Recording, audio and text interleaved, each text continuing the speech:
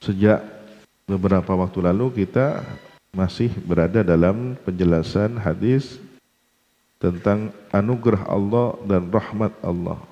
Allah mencatat kebaikan, keburukan, kalau kebaikan dilipat gandakan sampai 700 kelipatan. Bahkan ada yang tak terhingga. Sedangkan keburukan hanya dicatat sesuai satu keburukan saja. Di sini di kalangan para salafus saleh ada beberapa perselisihan pendapat tentang berzikir. Pahala berzikir itu kan bagaimana? Apakah lebih utama zikir qalbi ataukah zikir al-alaniyah secara terang, dilafadzkan secara jelas? Atau zikrul qalb, hatinya diolah untuk berzikir.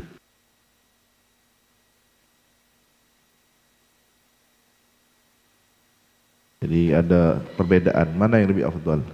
Dan ini hikmah ya. Ikhtilaful a'immah rahmah. Kenapa? Pilihan. Ketika para ulama berbeda tidak sepakat, berarti pilihan. Ada orang yang memiliki psikologinya suka memendam rasa, tidak mengungkap. Nah, orang tipe seperti ini paling pas untuk dia secara psikologis zikir sirri, zikir bil qalb. Kayak dia tak nemu lako jangan. Padahal hatinya tajam sedang mengasah zikirnya kepada Allah. Ya. Kemudian ada yang memang tipikalnya itu aktif, vokal. Nah semacam ini lebih kepada zikir jahar, al-alaniyah. Maka zikir-zikir model rifaiyah, model secara gerakan-gerakan yang diikuti oleh tubuh itu senang mereka yang seperti ini. Nah, kendalanya apa? Ketika masing-masing punya pengikut. Ketika masing-masing ada thariqahnya, thariqah zikir sirri dengan thariqah zikir jahar. Pada titik tertentu setan masuk, membisikkan, saling menyalahkan. Padahal ada dalilnya masing-masing. Ada pilihan masing-masing. Jahar dengan sir. Ya. Intinya bagaimana ya? Tidak usah saling menyalahkan. Seperti orang suka makan soto dengan sate kan. Ya. Sudah, yang suka soto teruskan sotonya. Jangan menyalahkan yang suka makan sate. Yang suka makan sate, teruskan makan satenya. Jangan menyalahkan yang makan soto. Tapi ada yang unik, sate dengan soto dimakan bersama-sama. Sekali waktu ada yang zikir qalb, ada yang zikir alaniyah. Situasinya, kalau malam hari zikir qalb, tidak ganggu orang yang sedang istirahat. Tapi ketika siang, zikir jahar. Satu orang yang sama, tapi waktunya berbeda, maka pilihan zikirnya berbeda. Kalau begitu, pada satu orang, dua pilihan, iya. Dengan situasi yang lebih utama. Untuk kondisi yang tidak mengganggu sekitarnya, afdal bil alaniyah. Kadang-kadang permasalahan fanatik, terlalu fanatik. Pokoknya saya kalau zikir harus keras, pakai mikrofon, pengeras suara. Akhirnya dakwanya tidak terima di masyarakat. Kenapa? Karena zikirnya harus pakai mikrofon dan dengan gaya nangis-nangis. Oh, Allah. Akhirnya orang lagi ngantuk tidur-tidur ya. Apa ini? Itu aliran apa ini? Hanya gak ada persoalan ini. Dikasih tahu nak boleh begini, nggak bisa, ini prinsip. Padahal bukan hal yang prinsip, pilihan. Sesuatu yang sebenarnya pilihan saja, bukan prinsip. Kemudian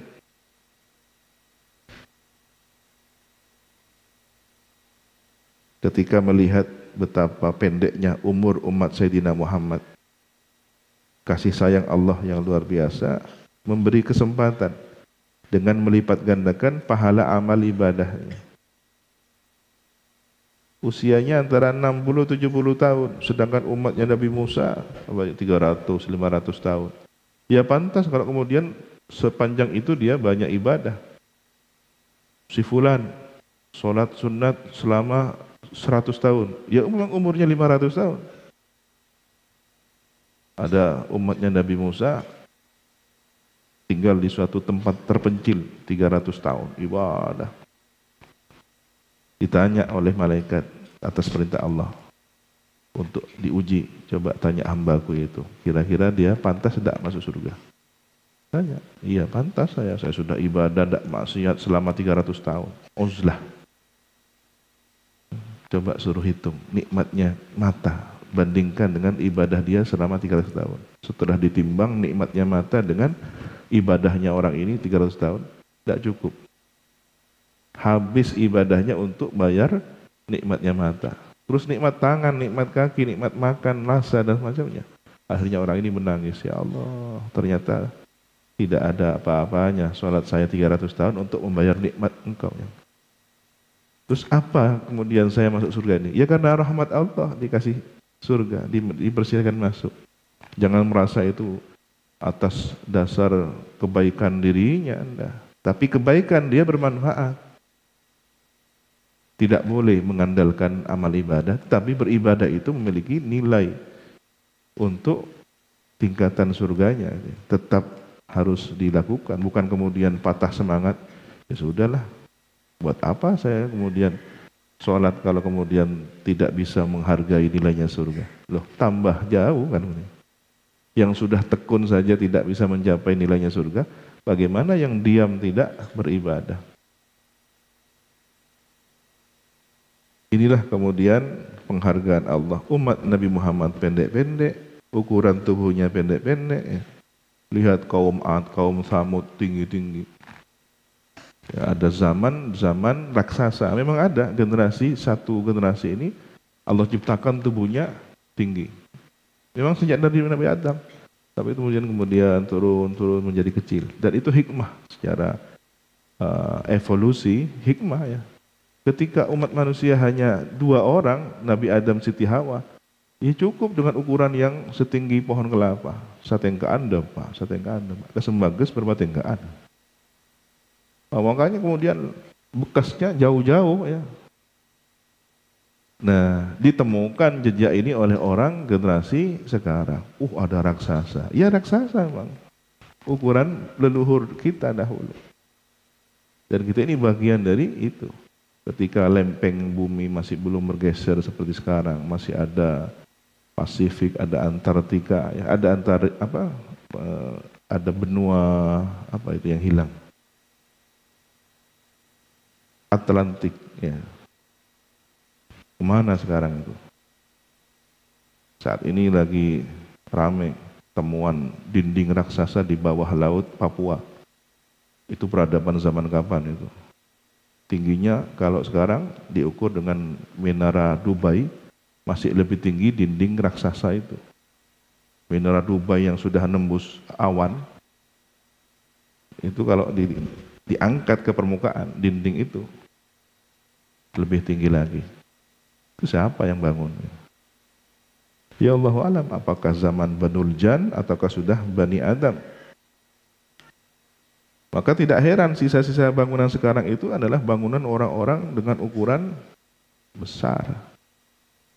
Diukur dengan pikiran orang sekarang. Waduh, ini gimana mindanya ya? Borobudur kok bisa nih? Boleh jadi zaman Borobudur tinggal diam. Ya, tangannya besar begitu. Seperti orang sekarang bikin mainan kecil-kecil. Ditemukan oleh generasi zaman berikutnya seukuran semut. Ini pakai ilmu apa ini? Nah, dengan jumlah manusia yang terus banyak populasinya diperkecil oleh Allah, diperkecil sehingga menebar kemana-mana. Nutut di Kebua, ya. Satu pulau, nutut.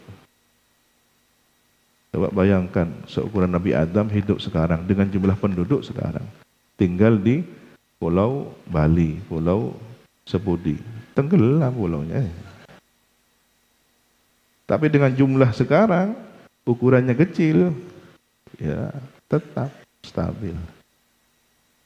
Nah, untuk tidak menghilangkan kebaikan itu dilipat gandakan oleh Allah. Usianya pendek, tapi amal ibadahnya berlipat ganda. Adil keadilan Allah Subhanahu wa taala.